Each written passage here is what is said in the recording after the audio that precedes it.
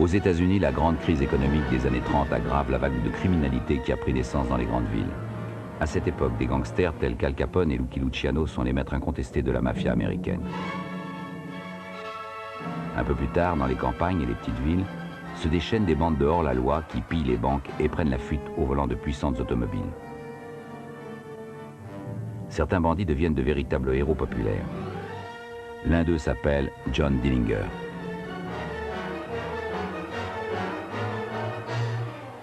En cette année de l'année 1934, la chaleur étouffante qui sévit dans le pays entier n'épargne pas Chicago. Le 22 juillet, attirés par la fraîcheur des salles de cinéma, les spectateurs se pressent devant le Biographe où se joue le dernier film de Clark Gable. Mais la police surveille la sortie du cinéma. En effet, dans la salle se trouve John Dillinger, déclaré ennemi public numéro 1. Une équipe d'agents du FBI lui a tendu un piège. Soudain, une fusillade éclate lorsque le bandit sort du cinéma en compagnie d'une jeune femme vêtue de rouge. 2 passants sont blessés. John Dillinger est touché de 2 balles à la tête et à la poitrine. Il n'a pas eu le temps de dégainer son arme. Cette croix marque l'endroit où il fut abattu. Dillinger meurt en chemin vers l'hôpital. Son corps est transporté directement à la morgue.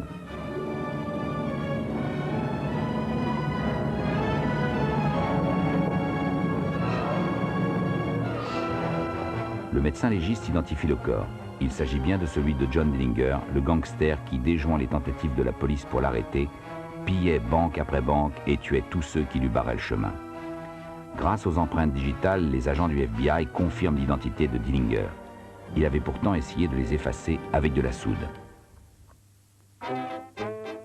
C'est en 1903 que naît John Dillinger à Indianapolis. Son père est épicier. Sa mère meurt alors qu'il n'a que 3 ans. Très tôt, la discipline et la rigueur austère que lui impose son père lui inspirent un mépris total de l'autorité.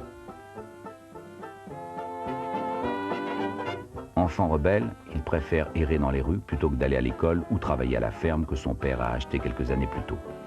À 12 ans, il devient le chef d'une bande formée avec des enfants du voisinage, les 12 crapules.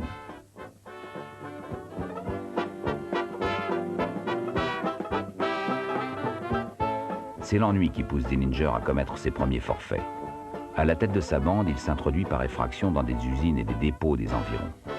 À 16 ans, il quitte l'école pour faire des petits boulots. Un soir, son père refuse de lui prêter sa voiture. Alors il en vole une. La police l'arrête, il n'ose pas rentrer à la ferme. À 20 ans, il s'engage dans la marine. Mais très vite, la discipline lui devient insupportable et il déserte.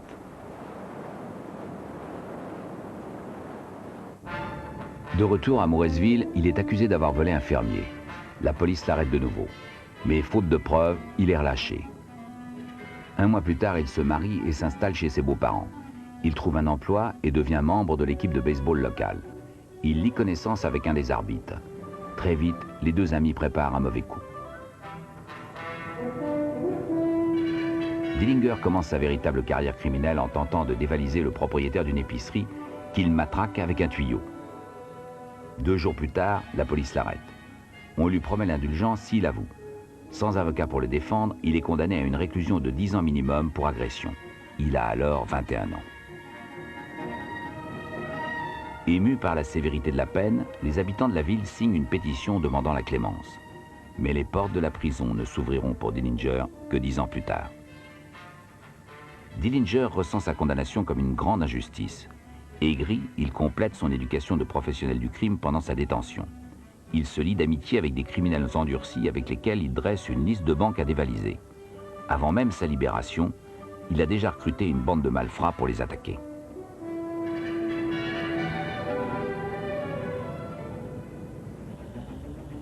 Libéré sur parole en 1933, il attaque 3 mois plus tard sa première banque avec 2 complices. En 4 mois, 5 autres banques seront dévalisées par Dillinger. Il procède toujours de la même façon. Lors des hold-up, il exécute un bond prodigieux au-dessus du comptoir, imitant ainsi son acteur préféré, Douglas Fairbanks. Mais une banque a engagé des détectives privés sur sa trace et Dillinger est arrêté.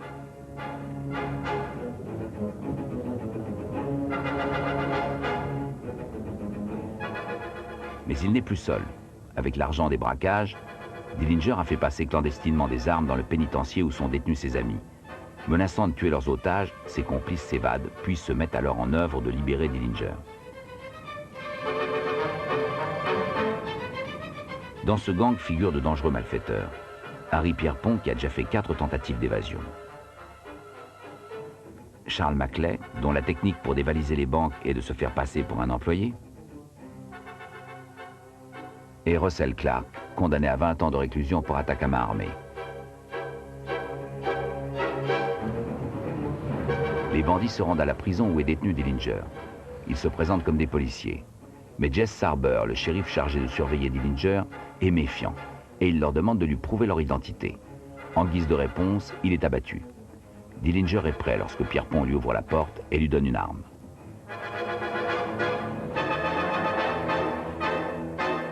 En route vers Chicago, il s'attaque à des postes de police et s'empare d'une grande quantité d'armes à feu. Ils sont maintenant équipés pour piller de nouvelles banques. En octobre 1933, le gang Dillinger dévalise une banque dans l'Indiana. 1 mois plus tard, ils en attaquent une autre dans le Wisconsin. Janvier 1934, Billy Fréchette, l'ami de Dillinger, et Mary Kinder, celle de Pierrepont, les rejoignent à East Chicago dans l'Indiana. Ils attaquent une autre banque. Mais la police arrive et l'agent William O'Malley ouvre le feu. Dillinger riposte et l'abat d'une balle en plein cœur. Les gangsters s'engouffrent dans une voiture et réussissent à prendre la fuite. Dillinger est dorénavant recherché pour meurtre. Depuis septembre 1933, le gang de Dillinger se déchaîne dans le pays, pillant banque après banque. Mais l'opinion publique érige Dillinger en héros. Ce gangster de charme qui défie la justice personnifie le hors-la-loi au grand cœur.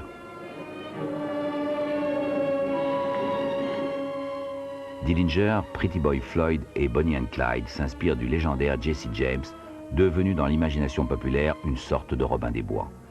Pour les Américains gravement touchés par la crise économique, ces bandits leur rendent justice en pillant des banques.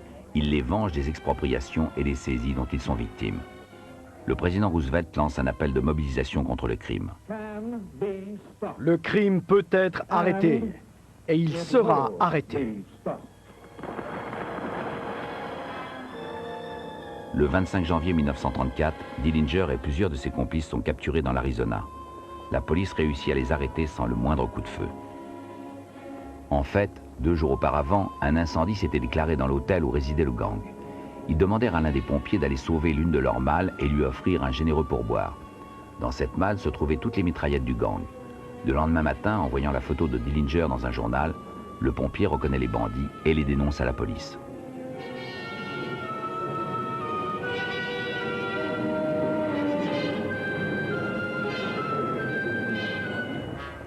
Une véritable bataille juridique s'engage alors. Aux États-Unis, les lois sont propres à chaque État. Aussi, tous les États où Dillinger avait commis des forfaits le réclament pour le juger. L'État de l'Indiana est le plus prompt à réagir. Il affrète un avion et ramène Dillinger pour le juger du meurtre d'O'Malley. Dillinger est l'un des premiers prisonniers à être transporté par avion.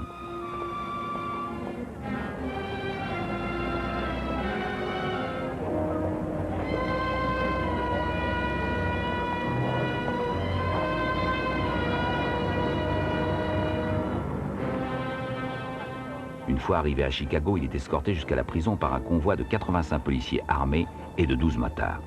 Des milliers de personnes se pressent dans les rues dans l'espoir d'apercevoir le légendaire hors-la-loi.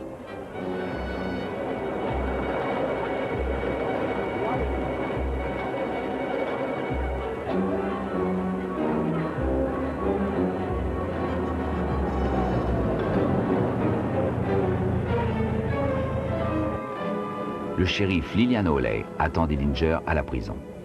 Un photographe demande au procureur Robert Estill, chargé du dossier de l'accusation, de poser avec Dillinger, qui semble désinvolte et souriant.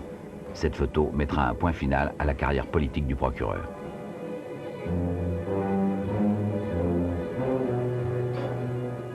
Le shérif Hawley explique que Dillinger ne peut s'évader de cette prison. Elle a posté 30 hommes armés pour surveiller la prison et ses alentours.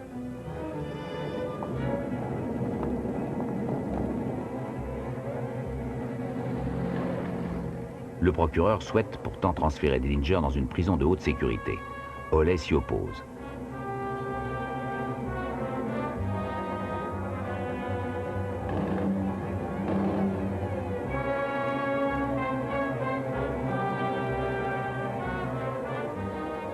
Quant à Louis Pickett, l'avocat de Dillinger, il ne perd pas son temps. Il corrompt un juge qui laissera entrer clandestinement un pistolet dans la prison. Plus tard, Dillinger racontera qu'il avait fabriqué un revolver en bois et qu'il l'avait teinté avec du cirage.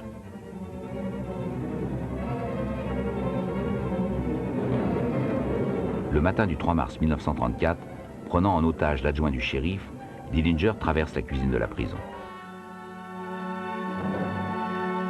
Puis il s'empare de 2 mitraillettes dans le bureau du directeur. Il passe l'une des armes à un autre prisonnier. Les 2 hommes et leur otage se dirigent vers le mur d'enceinte.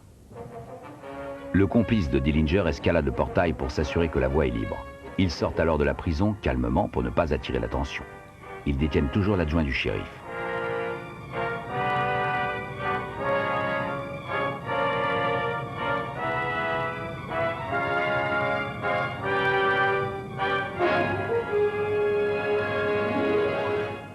Libre, ils pénètrent dans un garage et obligent le mécanicien à leur donner une voiture. Ils le prennent aussi en otage. La voiture est celle du shérif Hawley. Ils sortent de la ville avant que l'alarme ne soit donnée.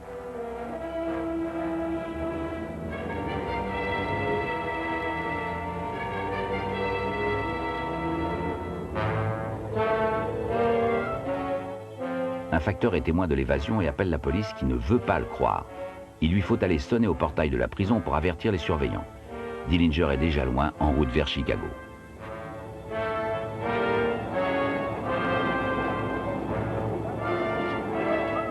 Ed Sahagar, le mécanicien retenu en otage, racontera que les 2 évadés chantaient à tue-tête pendant tout le trajet. Les 3 autres complices de Dillinger, Maclay, Clark et Pierpont, ont été extradés dans l'État de l'Ohio pour être jugés du meurtre du shérif Jess Sarber, abattu au cours de la première évasion de Dillinger. Ils sont escortés sous haute surveillance pendant leur transfert en train. Lors de sa capture, Clark est blessé alors que des policiers tentent de le maîtriser. À peine arrivés dans le pénitencier de l'Ohio, les 3 bandits préparent un plan d'évasion.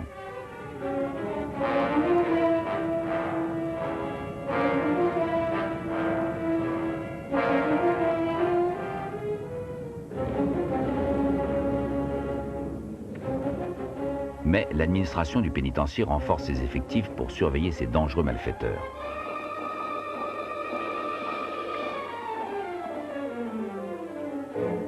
On accorde au directeur de la prison une protection spéciale pour dissuader toute tentative de prise d'otage.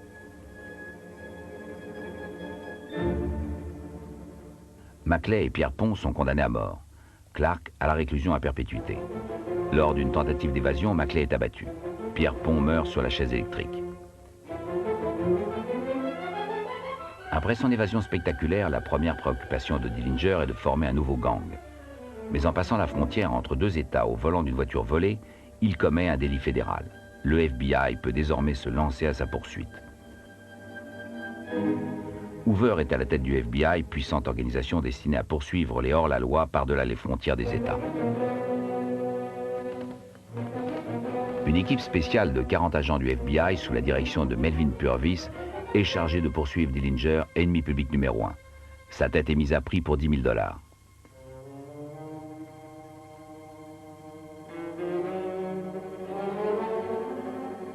Un nouveau membre a rejoint le gang de Dillinger. Surnommé Babyface Nelson de son véritable nom, Lester Gillis, c'est un ancien tueur à gages.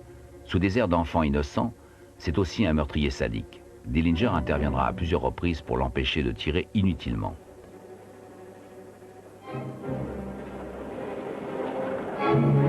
Une nouvelle série de hold-up commence. Aucune banque n'est à l'abri du gang de Dillinger.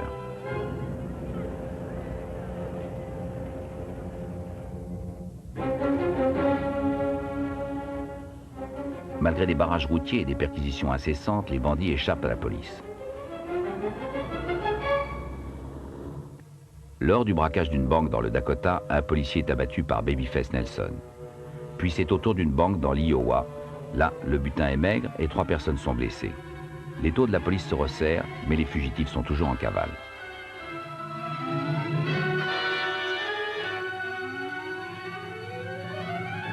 Dillinger et Billy Frechette louent un appartement à Saint-Paul. Des voisins suspicieux avertissent le FBI. Une fusillade éclate, Dillinger est touché à la jambe, mais réussit encore à s'enfuir. En avril 1934, Dillinger retourne voir son père. Rester à Saint-Paul est devenu trop dangereux.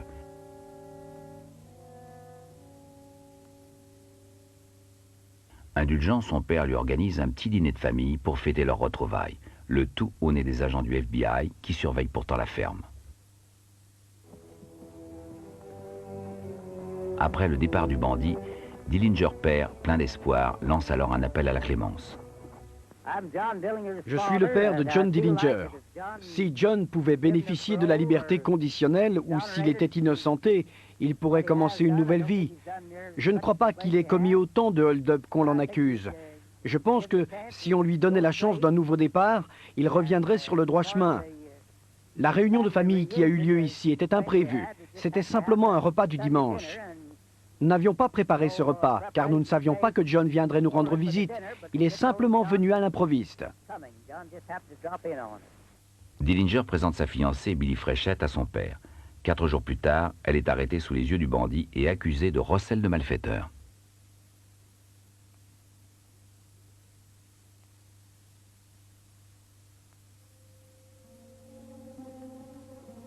Le 13 avril, Dillinger et son complice Homer Van Meter pillent les armes d'un poste de police, leur arsenal étant resté à Saint-Paul. L'opération est facile, l'occasion idéale. Un seul homme de garde surveille le poste de police et l'armurerie.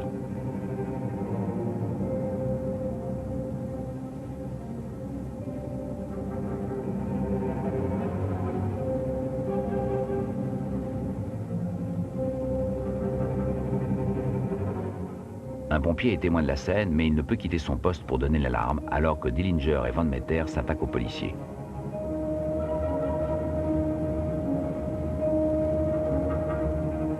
Le policier racontera plus tard qu'il avait refusé de donner les clés aux 2 hommes. Dillinger tenta de les lui arracher de force et une bagarre s'engagea. Van Meter n'ose pas tirer de peur de tuer Dillinger.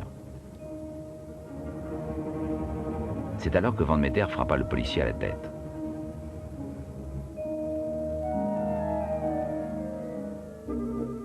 Trois jours plus tard, les bandits décident d'interrompre leur hold-up, le temps de se faire oublier. Ils se dirigent vers l'État du Wisconsin et se cachent en compagnie de plusieurs jeunes femmes dans une auberge, seulement fréquentée par les chasseurs de la région.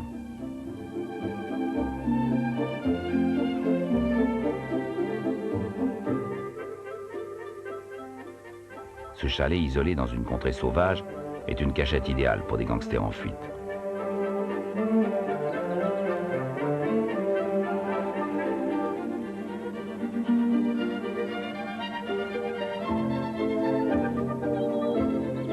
Cependant, le propriétaire de l'auberge les reconnaît et avertit le FBI.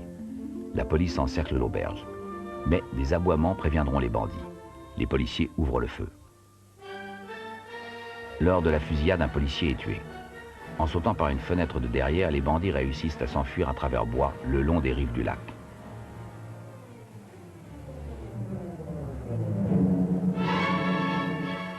Les bandits abandonnent leurs armes, leurs voitures et leurs amis.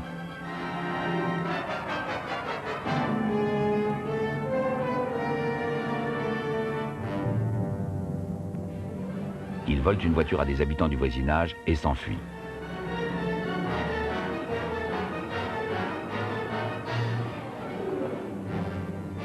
Lors de l'intervention policière, 2 clients de l'auberge trouvent la mort.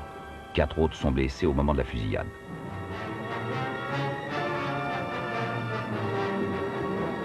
Un agent de la police locale qui avait tenté d'arrêter les fugitifs succombera à ses blessures. Le corps d'un agent fédéral est ramené à Washington. Hamilton, l'un des bandits, a été touché et meurt peu après des suites de la gangrène. Dillinger enterre son corps. La police retrouvera son cadavre quelques mois plus tard. Dillinger a utilisé de la soude pour qu'on ne reconnaisse pas le corps de son complice. Le FBI est sévèrement critiqué pour son intervention aussi sanglante qu'inopérante.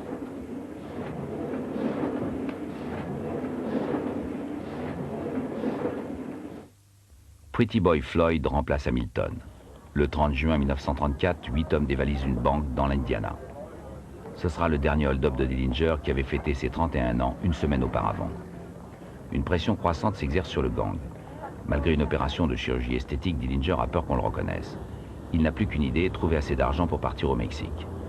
Mais leur attaque est mal préparée et il n'emporte que 24 000 $. La fusillade qui éclate pendant le hold-up tue un policier et des passants sont blessés. Parmi les gangsters, seul Van Meter est touché. Il trouvera la mort lors d'une autre fusillade.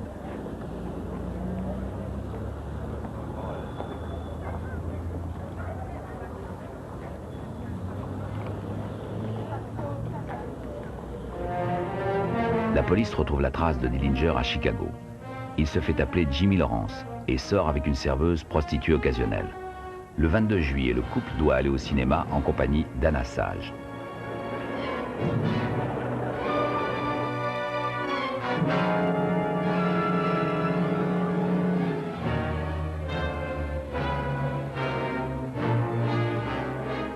Anna Sage est une immigrée clandestine roumaine menacée d'expulsion qui tient une maison close. Ayant reconnu Dillinger, elle conclut un marché avec le FBI. Elle portera une jupe de couleur vive pour qu'il puisse les repérer à la sortie du cinéma.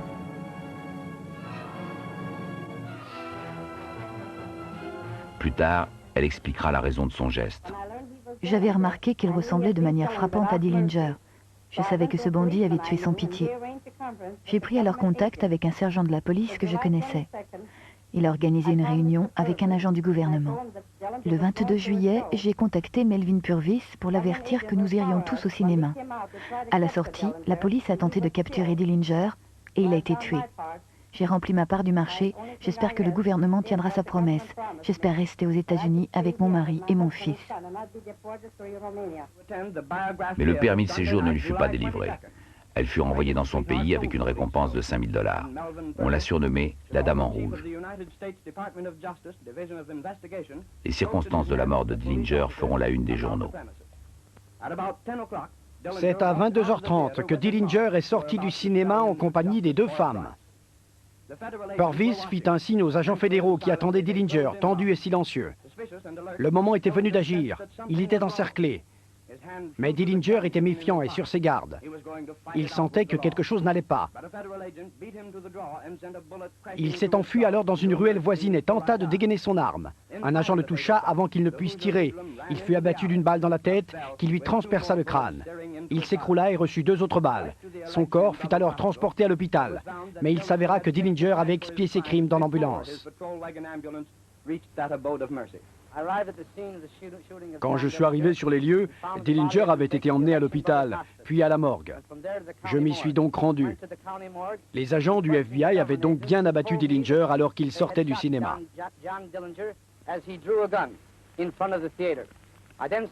J'ai fouillé et identifié le corps. C'était sans aucun doute le corps de John Dillinger. Il avait sur lui une photo de Billy Frechette, sa petite amie, qu'il avait mise dans sa montre. L'homme qui avait ridiculisé le FBI était mort. Mais Jimmy Lawrence était-il vraiment John Dillinger? Dillinger avait les yeux bleu-gris, ceux du mort sont bruns. Dillinger avait des cicatrices, le mort n'en porte aucune marque.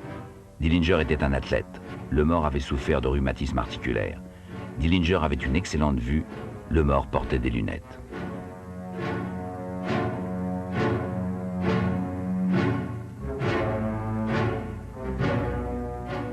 Ces objets sont tout ce qui reste de John Dillinger ou de son sosie.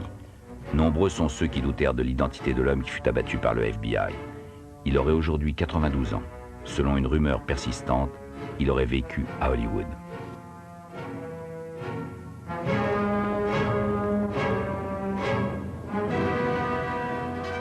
L'enterrement de Dillinger, alias Jimmy Lawrence, eut lieu à Indianapolis. Il fut inhumé près de sa mère. Les obsèques du célèbre gangster ont attiré une foule de plus de 5000 personnes. Pour nombre d'entre elles, John Dillinger incarnait un héros populaire, un bandit au grand cœur.